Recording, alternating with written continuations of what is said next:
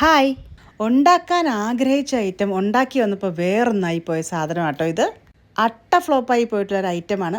പക്ഷേ കാണാൻ വർക്കത്തൊന്നും ഇല്ലെങ്കിലും അടിപൊളി ടേസ്റ്റായിരുന്നു. ഇതിനു വേണ്ടി ചിക്കൻ്റെ ലെഗ് പീസൊക്കെ ഒന്ന് വരഞ്ഞ് അതിലോട്ട് കുറച്ച് മസാലകൾ ചേർത്തു.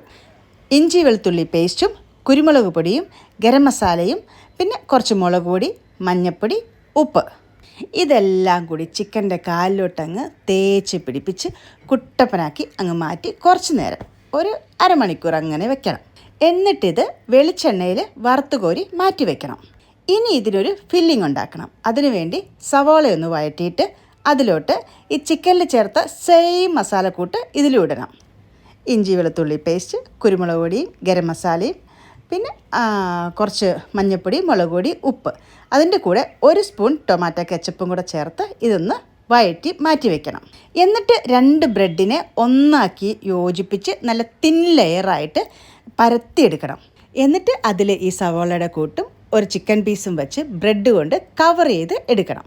എന്നിട്ടൊരു മുട്ട ബീറ്റ് ചെയ്ത് ഇതിൻ്റെ മേലെയെല്ലാം ബ്രഷ് ചെയ്ത് കൊടുക്കണം. എന്നിട്ട് ഇത് ബ്രെഡ് ക്രാംസിൽ മുക്കി നന്നായിട്ട് കവർ ചെയ്തെടുക്കണം. എന്നിട്ട് വീണ്ടും മുട്ടയിൽ മുക്കി വീണ്ടും ബ്രെഡ് ക്രാംസിൽ മുക്കി അങ്ങനെ ഇത് 2 പ്രാവശ്യം ചെയ്യണം. എന്നിട്ട് നല്ല എണ്ണയിൽ ഇതിനെ അങ്ങ് ഫ്രൈ ചെയ്ത് എടുക്കണം. എന്നിട്ട് ഇത് ടൊമാറ്റോ കെച്ചപ്പ് വെച്ച് സെർവ് ചെയ്യാം. നല്ല ചൂടായതുകൊണ്ട് എനിക്കിപ്പോൾ ഇത് കഴിച്ചു നോക്കാൻ പറ്റുന്നില്ല. അപ്പോൾ അടുത്ത വീഡിയോയിൽ കാണാം. ബൈ.